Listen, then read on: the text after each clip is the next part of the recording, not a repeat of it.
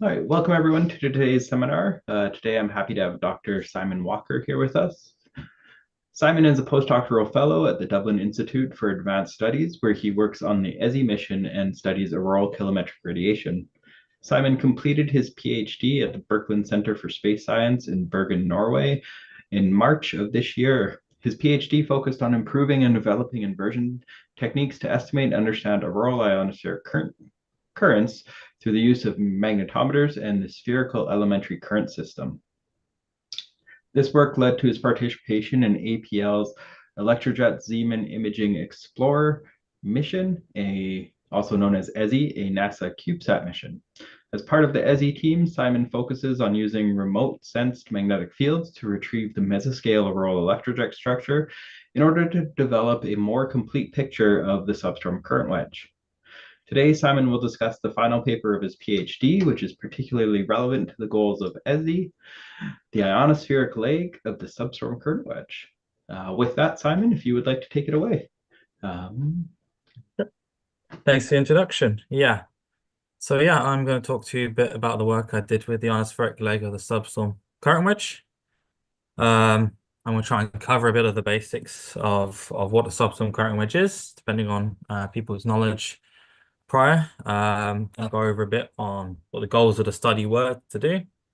I'm going to do a little bit of a crash course on interpreting the ionospheric currents based on different measurements, different magnetic field measurements. And as related, go over on a bit on the data we used, and then talk about the methodology, which was a significant portion of the study, was understanding and developing new methodology, and then go on a bit about the setup and look into our results and the implications that has on future and current missions and previous papers as well. And there should be plenty of time for questions at the end. In the bottom right corner, you'll see on almost all the slides is a QR code, which is just a link to the paper if anyone wants to have a look. It'll be there on the last slide anyway, so you should be able to see it at some point. So what is a substorm current wedge? As the name indicates, it relates to substorms. So we're talking about the reconnection in the tail and the dynamics surrounding the aurora. So what we expect with the substorm current wedge is, however we reach to a point of reconnection of tail, whether you believe there's instability in the near tail or reconnection begins in the far tail, all that matters that we're wondering about is this dipolarization of the meter-tail flux. So as it dipolarizes, it brings a plasma along with it, and that drives a short circuit of the cross-tail current along magnetic field lines into the ionosphere, across the ionosphere, and back out again into the cross-tail current. In the same way, we expect a lot of dynamics in the ionosphere related to substorms. We expect that prior to the onset of a substorm, there is no current wedge. In the same way, we expect there to be weak electrojets and no aurora. As the substorm progresses towards its peak, we should see a current wedge that forms, and it should be fairly strong. And then as the substorm progresses, we expect the substorm current wedge to weaken until we reach a state of no current wedge at all. Now, there's a lot of different theories surrounding the shape and the dynamics of the substorm current wedge, all of which haven't really been disproved or proved either way. We currently lack the data and the knowledge to disentangle the different theories. I'll briefly go over those different theories. It's also the whole idea of the Electrojet Zeeman Imaging Explorer, the ESI mission that's hopefully going to launch next year. So the first one is this McFerrin description from 1973. And that is this simple idea of just one current wedge. The field line currents go into the ionosphere and across and back out again. And Commuter and Corcoran in 96 agree with this kind of idea. One way the substorm current wedge really sets itself apart from other auroral ionospheric dynamics when we consider currents is we have that electrojets, which are driven mostly by convection. They occur all the time, but they do strengthen during substorms and then weaken outside of substorms. And that's because we're technically talking about two different electrojets. We're talking about the substorm current wedge electrojet that is imposed on top of the typical electrojets. There's also Ritter and Lure in 2008 came up with the idea of a double wedge system. So we have the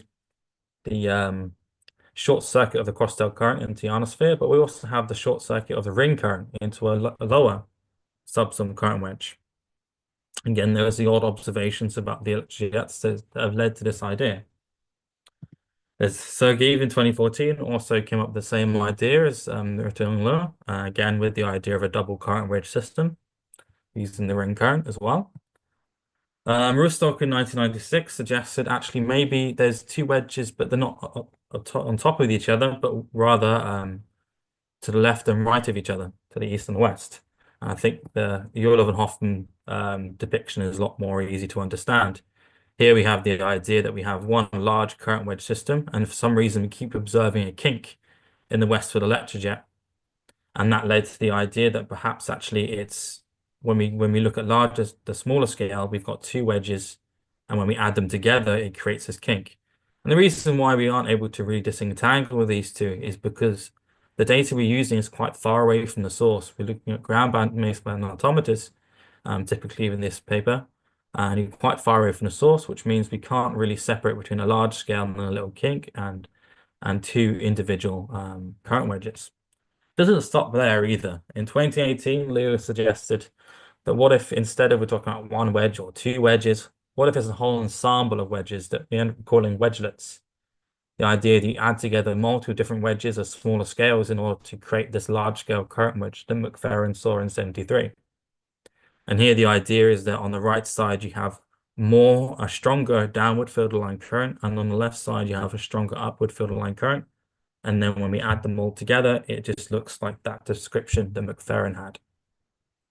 Now in this paper, we can't really disentangle these two theories. If I could, then I think the guys over at APL will be upset that I've solved the problem the whole point of EASY is set up for.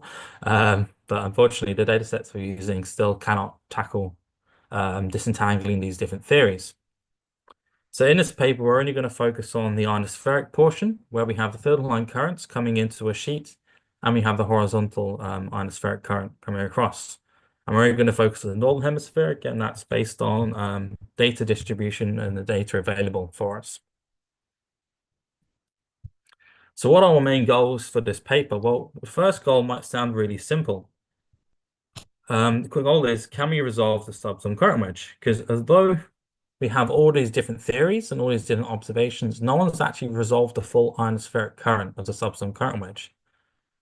No one's gone and got the field line currents and the true horizontal current in the region of substorms. So that is already a big goal to achieve. The next goal is to actually look at what previous work have done and what relates to EASY, and that is what are the limitations of ground-based magnetometers or measurements underneath the ionospheric current layer when studying the substorm current wedge.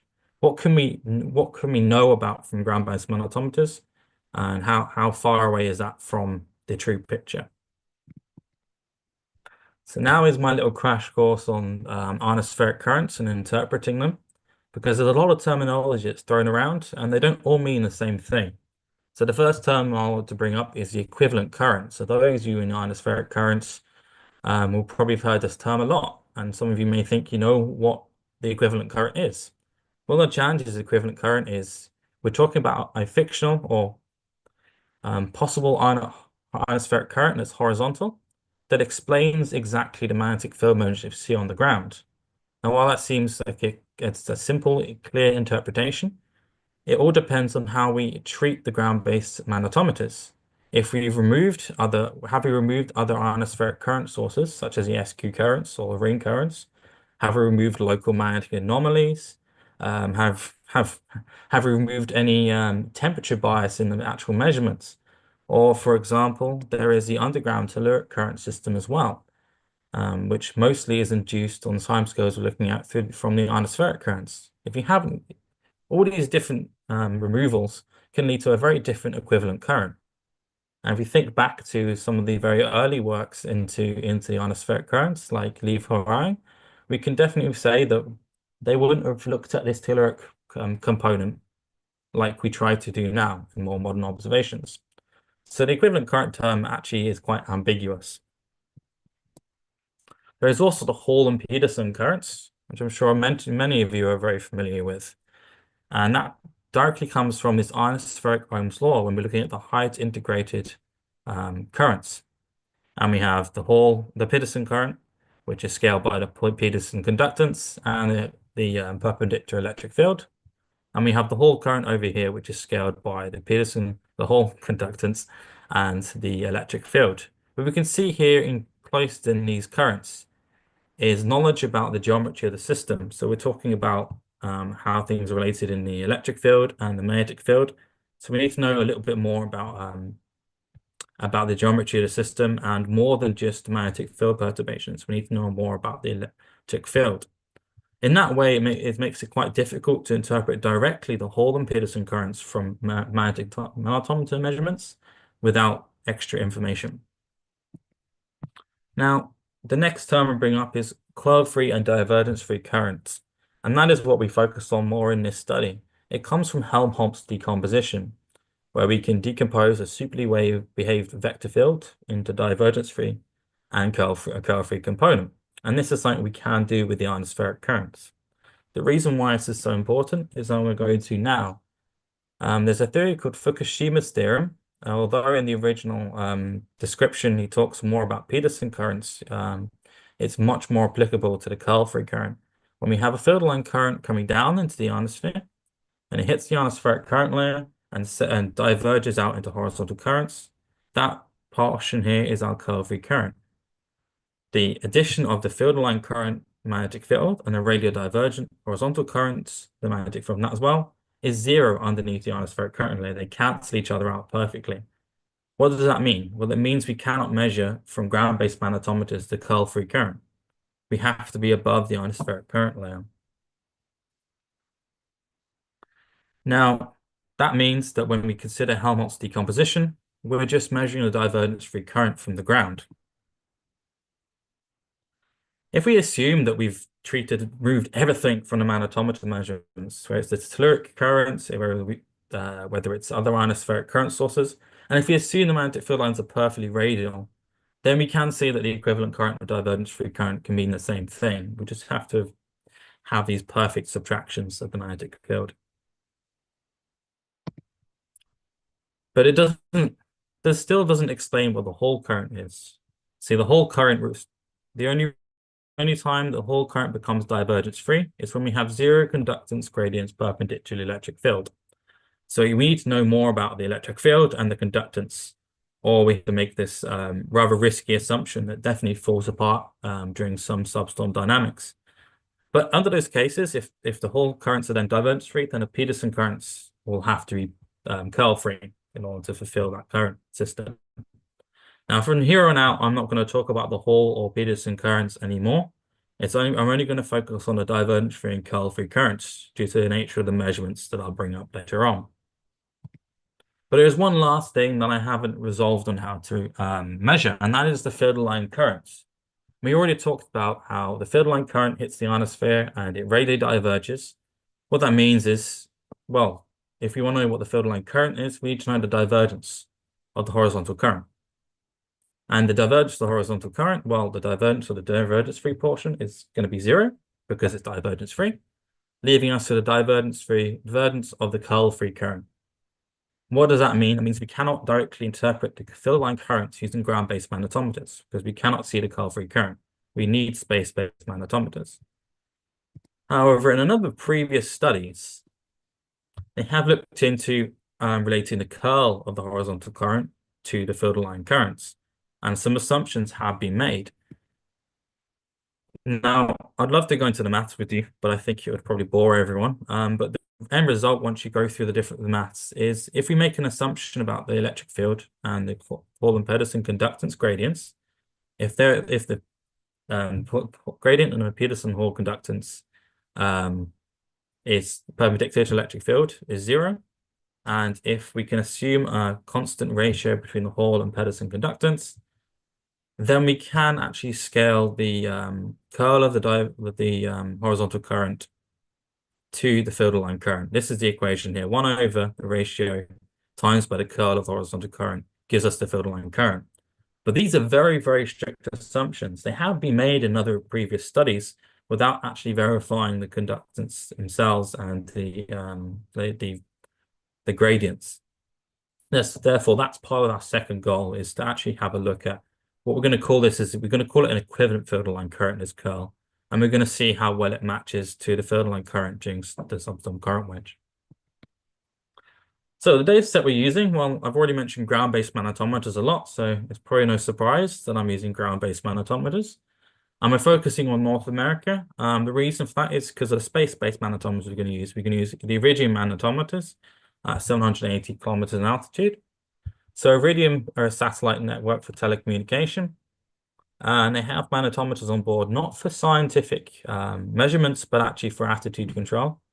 And wonderfully, people over APL who produced the Ampere field line current project have supplied us with the magnetometer measurements as well in order for me to do my own interpretation of them.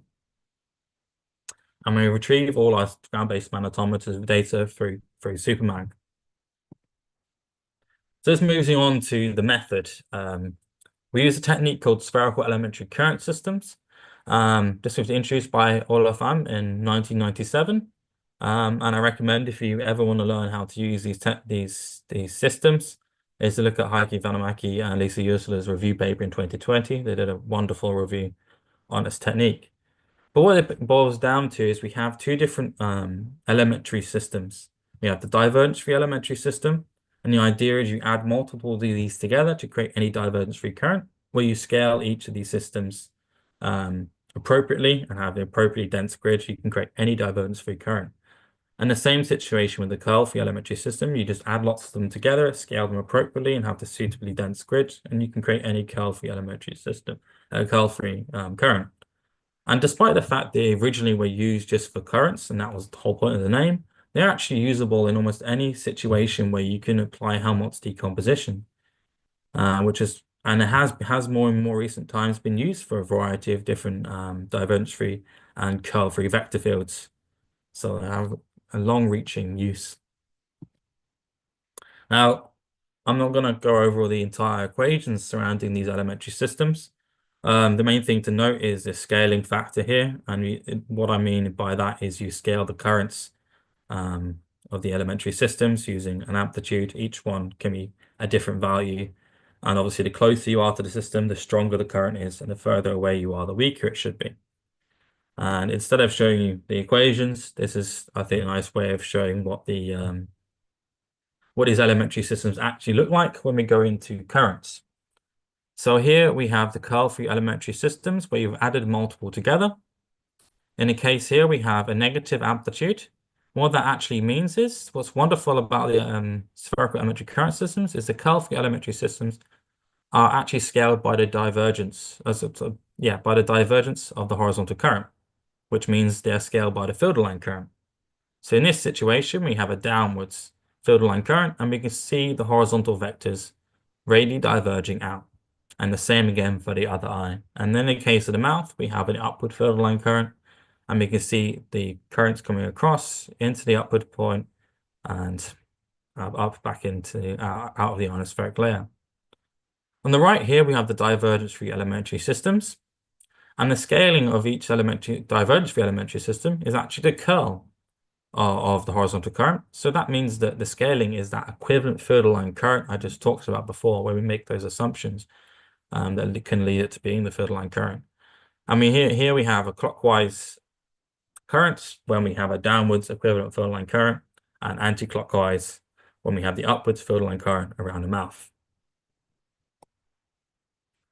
And wonderfully again, Olaf and Ari Vananen describe the magnetic field from these elementary systems. And why is that important? Well, we're looking at using magnetic field measurements. The idea is you get from these equations, you try and get back to what the amplitude of each system should be in order to then recreate the current.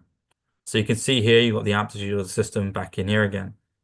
Again, I'm not going to go too much over all of these equations. You're welcome to have a look yourself at the papers. So that leads us to our inverse problem. So if you look at the magnetic field from the curl-free elementary system, everything but the amplitude is just geometry. It's just relating the location of the elementary system to where we're trying to evaluate it. In the case of in this case, it's the location of our Iridium magnetometer measurements. So what we're able to do is factorize out the amplitude into a vector called M. So that's just going to be a vector containing all the amplitudes of all the elementary systems we're using. And this G matrix that contains all the geometric relationships between the elementary system location and the evaluation location. Because of course, depending on how close you are or far away you are, the stronger or weaker the current should be. And finally, this D here is just the data. So this is the magnetic field measurements we have from the Iridium satellites. And in the same situation here on the right, we have the divergence for elementary systems. And again, they're scaled by a singular amplitude, the magnetic field, and the rest is just a geometric relationship. So G is relating the location of our ground-based magnetometers to the location of elementary systems. M is our vectoral amplitudes, and D is the magnetometer measurements we have at from the ground-based magnetometers. So what we're trying to do is get to M for both the curl free and divergence free, and we do this separately. There's no reason to combine them because wonderfully enough, the Iridium satellites are so high in altitude that they do not really see any significant contribution in their magnetic field measurements from the horizontal current, which means they do not see the divergence free current at all. And of course, the ground-based magnetometers, as described earlier, do not see the curl free current. So we can treat these two independently and just add them together afterwards. So the inverse problem you actually end up with, due to wanting to make this matrix square, that's why there's a GTG in there, this is the equation we end up with for M. So we need to find the inverse of this G matrix, and we need to solve this problem in order to get back to M. And well, of course, once we have M, we can then scale the elementary systems appropriately and get the field line current and the horizontal currents. So I'm going to continue using this smiley face to try and explain how this inversion works because it's a very important part of the study.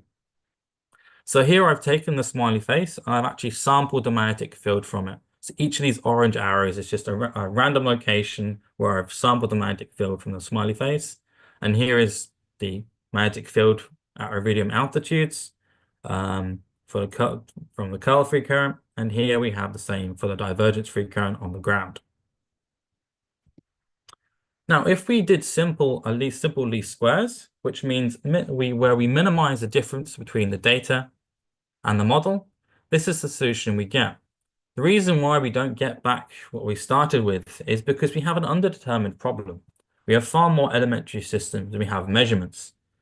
And this is why we have to give it information about what solution to pick. It's not the same as solving a set of simultaneous equations. So here, the square difference between the model and the data is what we've chosen to keep small. We're calling this a cost function, and this is the solution we get. We can see the eyes just about, but I'd say there's very little else. Yet, if you compare the green arrows, which are the new modeled magnetic field compared to what was sampled, which would be our measurements, they're almost a perfect match.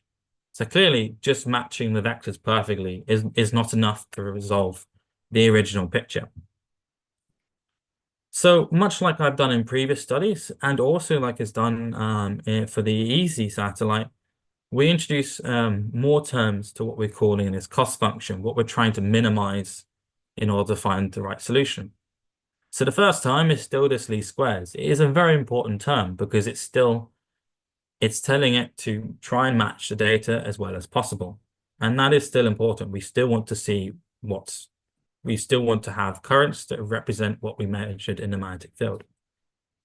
We also add in an extra term here, which is first order Tikhonov regularization. Quite simply, this tells it to minimize the difference between the amplitude from one spherical elementary current system to the one next to it, or both up, down, and left and right. And that's important. When you think about the eyes and the mouth we saw in that smiley face, it's saying that we shouldn't see a huge jump between each elementary system in space. And it is also appropriate for what we're going to study. We don't expect larger jumps because we don't have the density of magnetic field measurements to allow for such large jumps between neighboring elementary systems. And the next one we use is something that minimizes the gradient of the elementary systems in the east to west, magnetic east to west. And this have you also used in a number of previous studies as well. And this is important. If you consider for the smiley face, it should work really well for the mouth. But we do expect physically, for example, the electrojets to be quite smooth and gradient in the east to west direction. And we expect the same sort of thing for most of the field line currents and the curl-free current as well. So what happens when we use this? Well, I'm not saying this is a perfect solution, but we can see very well. The eyes have come out much better, and we can see the mouth now. And yet we still have a very good fit between the measured and the modeled magnetic field. So I'd say this is a very good solution. We can see the eyes have got a bit bigger, and I think that's primarily due to this first Tikhonov regularization term. But we've also got to remember that this isn't set up for a smiley face. It's a setup for the actual substorm current wedge. We do not expect the substorm current wedge to look like a smiley face, so so it's not totally appropriate. Also, I didn't spend as much time deciding on the scaling factors um, for deciding the smiley face. So I did forget to mention actually these lambda 1 and lambda 2. They scale the importance of these different regularization terms. If we make these values too high, the result would no longer match the data because this first term is no longer important, these squares. So it's very important to settle upon the correct values for this lambda 1 and lambda 2. And it takes experimentation with different events until you find values that you would use all the time. You should not be tweaking it for each inversion. It should be a constant set for all inversions. Otherwise, you're tweaking your model to produce exactly what you want to see, and that might not be what the true current looks like. And that's what a smiley face is supposed to look like. I also then decided, just for the fun of it, for the smiley face, to actually sample magnetic field moments, much like they would be in location for a real scenario. I took an actual substorm and used a 10-minute window, and we can see this is the Iridium satellite tracks, and these are locations of some ground-based magnetometers in North America. And you can see that we can produce a smiley face quite well with the ground-based magnetometers. But there is a bit of a challenge with the Iridium because of the spacing of the satellite tracks. We can see that it struggles to produce the correct structure in between each track. And that makes sense. If we haven't got a measurement here, how can we know that something's changed? So this shows why we can't talk about wedgelets later on. And that's because we don't have the measurements that are capable of producing that small scale structure. So we can only really focus on the substorm current wedge large scale, like McFerrin described. So now moving on to actually something real. No longer dealing with this smiley face. So the first thing we need is a set of substorms. Of course, if we're looking at substorm current wedge, we need a substorm list. And we wanted to try and be as confident as we could with this substorm list, but there is one limitation. During the period that Iridium has now been up, we didn't have any satellite-based images that could image the whole northern and southern, well, the northern pole, like we could with Image and Polar in previous years. And that means we don't have such a confident substorm list as we would do during those years. So what we've done is we took 3 ground-based magnetometer lists, the substorm list based on the SML index, and Newell and Yelov, Forsyth and Otani and Yelov. The Forsyth is the algorithm from the socialist applied by Supermag. And we said all 3 lists have to have seen a substorm before we're going to say yes. We're looking at a good event. We're sure there's a substorm, and there's still, of course, limitations in that, and there will be false positives. But we're doing the best we can with the data set we have available. We looked at the years just 2011 and 2012. There is no reason for that. We just wanted to produce a set of events, and we didn't want so many events we couldn't really handle all the analysis. So if anyone wants to redo this on any other different years or different lists, there is no reason why you can't just pick up my code and run it again on something else. So the grid of the spherical elementary current systems is also important. So here we have our map over North America. Each green cross is a location of a spherical elementary current system. We picked to use something called a cube sphere grid. I recommend reading the papers about cube sphere grid if you're interested. But most simply put, it makes sure that the elementary systems are placed in a regular spacing and physical space, so in kilometers. In other previous studies, people actually used a fixed spacing in latitude and longitude. And this is limited because we end up with a higher density of spherical elementary current systems at higher latitudes. And there's no reason for that. We're not expecting to resolve any smaller scale structures at higher latitudes because the magnetometers aren't distributed in that way. And we also have, yeah, limitations due to the distance to the current anyway. So we felt this is much more useful, and we have used this in previous studies, and we also are using this in the EASY satellite mission as well. Um, Furthermore, we added another limitation to the substorm lists, and we said that the substorm onset registered by these lists should occur within this circle. The reason for that, we just wanted the onset to occur as close to the middle of the grid as possible in order to resolve the full substorm current, which nice and clearly so we can get the full structure in there. So this was a very important limitation to apply. And the final thing we did was this orange square. So this orange square is just a data limit. So we say if there's a ground-based magnetometer outside this orange square, then we don't use it. And if the Iridium satellite measurement outside this area is out that side there, we don't use it. In terms of the Iridium dataset that we use, we actually apply a 10-minute window. This is the same thing that's done with the ampere field line current product. They use a 10-minute window on Iridium, and that's important in order to collect enough data for long tracks in this grid. Of course, the problem there is that we can't really resolve small-scale substorm dynamics. We have to assume that the current isn't changing over 10 minutes, and it does really affect what we can interpret from this data. But it's a limitation we have to apply in order to get enough data to resolve the current systems. So we'll move on to just testing our regularization and our inversion technique. So the first thing I always do with this and in previous studies is try and find an example that doesn't fit exactly what we expected from the regularization. So we expected an east to west, smooth east to west type current system. In this example, we actually have a vortex. This is a event selected by the SOFI list, but not by any of the other substorm lists. I kind of stumbled across it and decided it'd be useful for testing the regularization. And it's important here because we can see that we fit the data very well, and we're creating currents that we would expect based on our intuition of the magnetometer measurements. When I look at the magnetic field measurements, I'm expecting the current system we see here, and that's very important. It means that we didn't set the lambda1 and lambda2 values too high. It means that the least squares is still an important part of our regularization scheme and our inversion. And of course, we wanted one example. I always check at least one example, but I went through a wide range of examples to we can find the correct regularization, but it's good to have good tests. And this example is much more fitting with what we expected through the regularization we applied.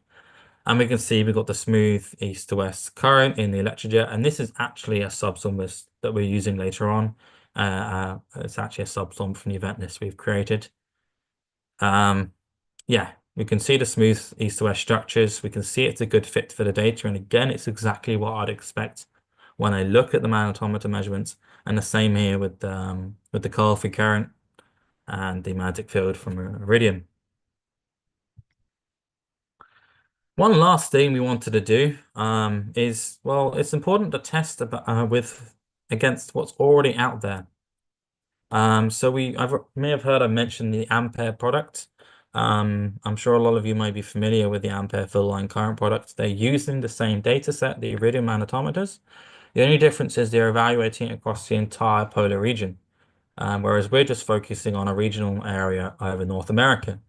And this is the field line currents produced by ampere. And because the spherical elementary current systems can be scaled by the field line current, we can actually create a horizontal current from that, a curl-free current from those field line currents, which ampere don't produce themselves. And it just allows us to try and compare with our inversion. This is the field line currents and the curl-free current for the quivers using our inversion system, using the spherical elementary current system. And we can see there's some good similarities, but there's also some big differences.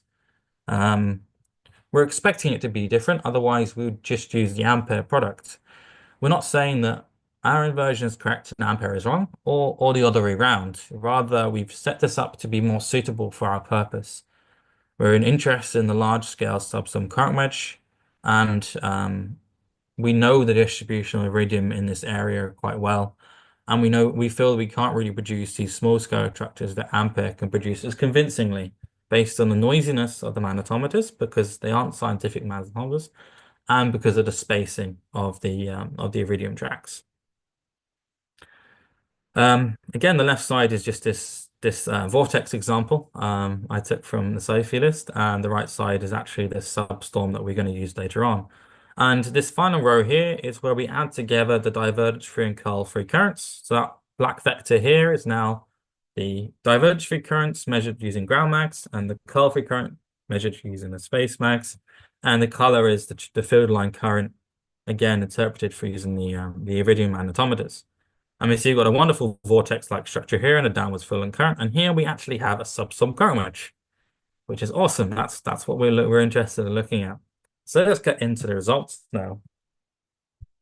So this is the time evolution for one of these substorms. We picked this one because it's one of the nicest, cleanest substorm current wedge structures that we see. On the bottom row here, this is the true field line current using the curl-free elementary current systems, and the true horizontal current, which is the black quivers. And we can see prior to substorm onset, so this is -5 minutes, we don't really see any clear substorm current wedge. By the time we reach 20 minutes after substorm onset, we see a really clear substorm current wedge. Have to remember that, of course, we're using a 10-minute window on the data in order to get enough. So the reality of this -5 minutes is actually it's -10 minutes to 0 minutes. And again, so this epoch here is centered. So that may be why it takes a little bit of while before the current wedge is clearly formed in examples. But we did seem to find all of the ones we looked at that there seems to be even more lag between the onset detected in these lists and the current wedge. So 20 minutes seemed like a good value to be sure that the current wedge had formed. On this top row, we have this equivalent field line current. So this is where people have tried to use it before and made that assumption about the conductance in order to interpret the field line currents based on ground mags. And much like we did with ampere in the previous slide, we can get the curl-free current if we assume the equivalent field line current is the field line current. So we have a black vector here. So the here that's actually the true divergence-free current plus this equivalent curl-free current that we've tried to do just using ground mags. So this entire top row here only uses ground-based magnetometers, and this bottom row here is what we believe is the true current system. And we can see the equivalent field line currents do not match the field line currents at all close to the substorm current wedge. As we go towards the edges of the map, we can see they do start to agree more, and this is where we're looking at the more typical steady state, region 1 and region 2 currents. And that is where it actually does work quite well. I'll show a bit more in a second. But the main takeaway already is that this method does not work for the substorm current wedge. And we don't have to just look at one event. Using the criteria I just said earlier for substorms, we had 18 substorm events that fit that criteria, so we decided to show them all. So here are 6 of those 18 events. All of these show a nice, clear substorm current wedge, and they're all taken at epoch 20 minutes. This one here is the one we just showed the time evolution for, and the other 5 are another set of examples. And for all of these examples, we can see again that the equivalent field line current system and interpreting the substorm current wedge from the ground does not work. But we can see a very consistent reaction with the equivalent field line currents, which shouldn't be too surprising when we're using lists that are trying to register when a substorm current wedge has occurred. And here are another 6 events that again show a nice clear substorm current wedge. We're calling these a typical substorm current wedge. We just seem to have a clear, clean structure that we'd expect. And again, the same reaction in the equivalent field line current for almost all of these. But we did find 6 events that we decided to call atypical. One of these events, which is this one here, produced a very strange, weak substorm current wedge. And the reason why we have it as atypical, not only had we not seen anything as narrow as that before, but when we waited another 20 minutes, somehow a strong substorm current wedge then appeared. And this is not what we've seen in the time progression of any of the other events. So that we set aside as atypical, but very different to the rest of these other 5 events. These other 5 events, we struggle to see a clear substorm current wedge and a typical substorm current wedge feature. The most clearest is this one here on the far right. But yet we see a consistent reaction in all these again with the equivalent field line current system. And this is concerning because it means not only can we not interpret the substorm current wedge structure from ground, but we might be misinterpreting when a substorm current wedge is actually formed using only ground-based magnetometers. So we decided to have a little investigation into this. We used something called a LOMPA and the AMPS model. I wish I could spend time going on to those as well. But the main takeaway is we get a realistic field line current using the AMPS model, and this is the field line current we see. See here the clean region 1 and region 2 current systems that we all expect to see. Then we tested what different conductances would then do to that equivalent field line current, that curl of the horizontal current. So when we apply a solar EUV conductance using the Hardy model, we can see that the equivalent field line current is a good match.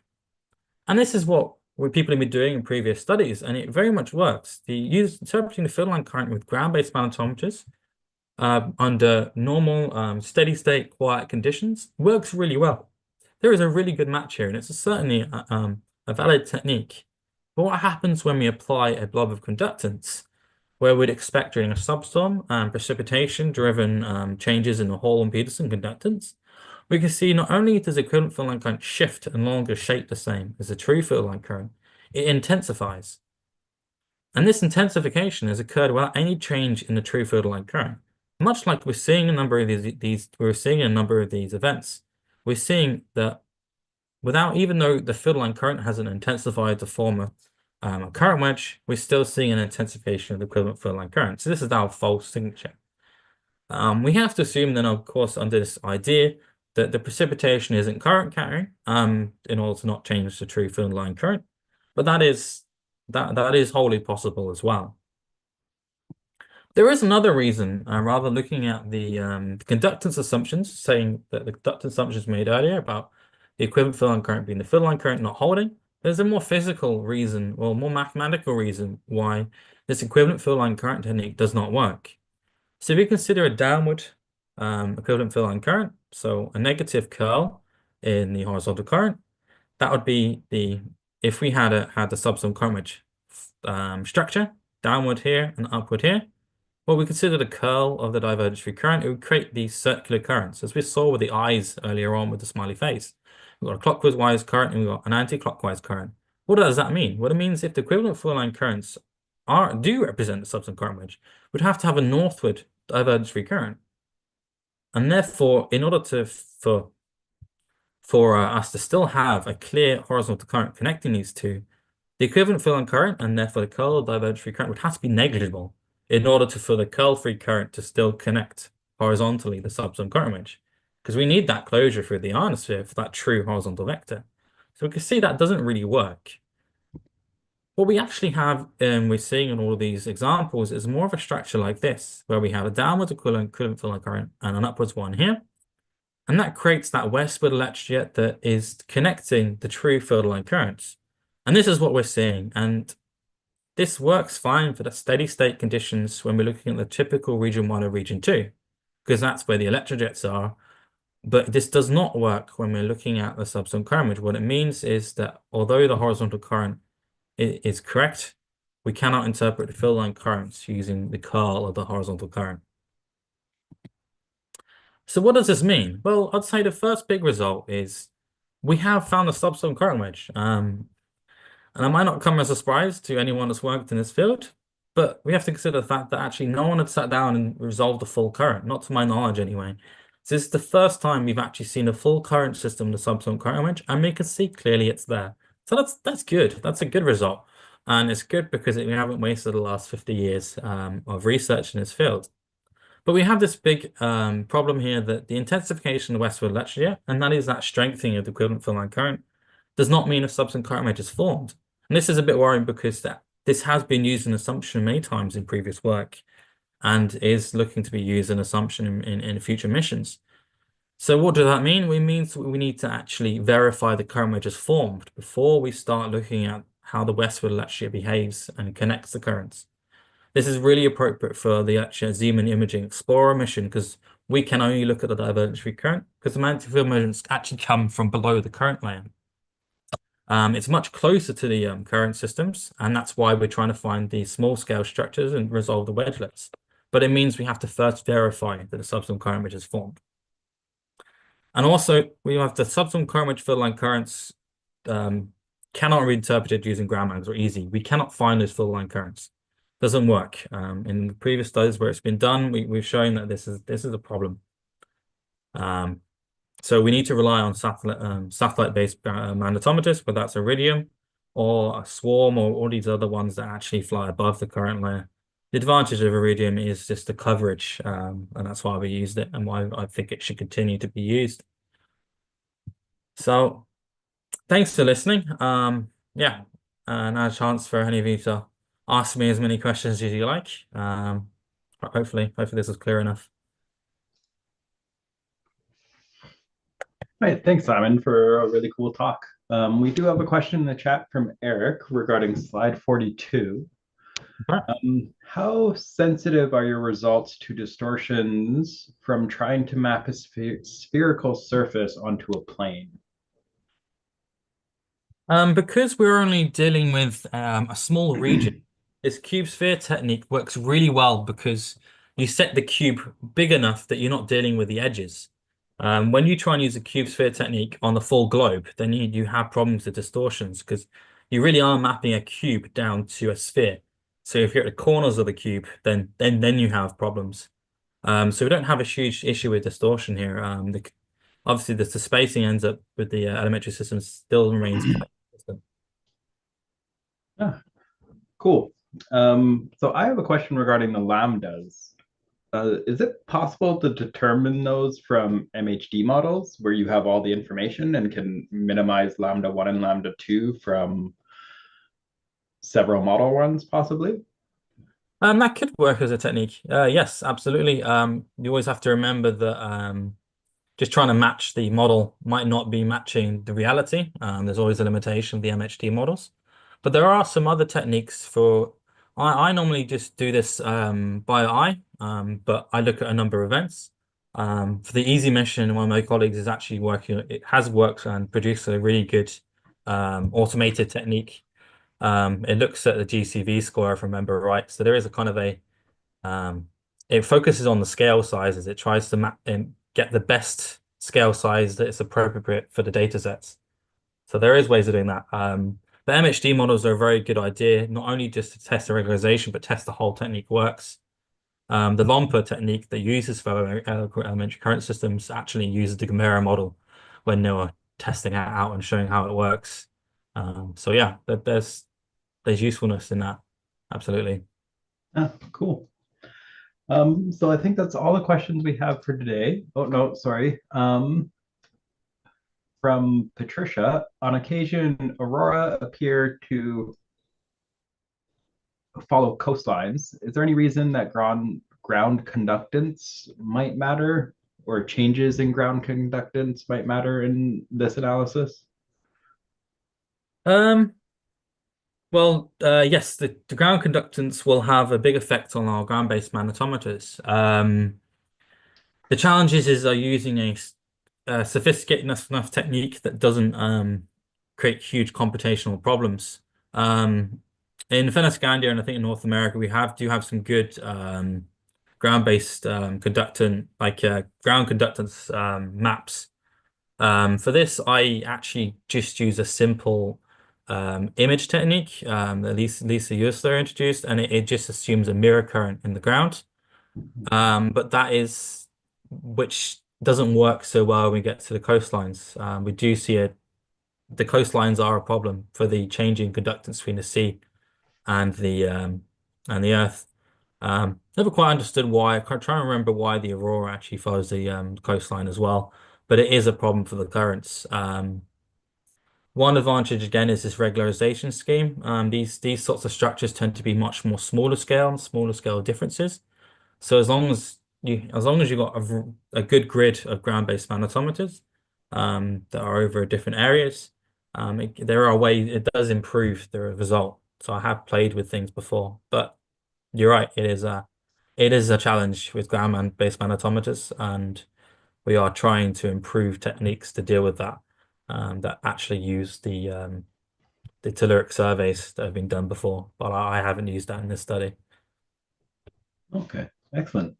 So lots of future work to do still. Always plenty more to do. I'm looking forward to using the easy satellite data. That's going to be really cool. As Hmm. if anyone's not familiar, it's going to take measurements from 80 kilometers in altitude, and your ionospheric currents are about 100 kilometers. So instead of from the ground, you're much closer. So that's going to be really cool to do. Yeah. Yeah. And for those interested, we did have a talk about Easy from Jesper a few months ago. So you can Oh, follow wonderful. that up on the channel if you'd like. So I think that brings us to the end today. So thank you again, Simon. Our next talk will be next week. Dr. Mike Lamone will be talking about actions for an inclusive space physics workplace. And then we will have a short break for Remembrance Day and then start up with a couple more seminars or one seminar before Thanksgiving and then a final seminar just before AGU. So I hope to see everyone in the next couple of weeks. And thank you again, Simon. I hope you have a wonderful week.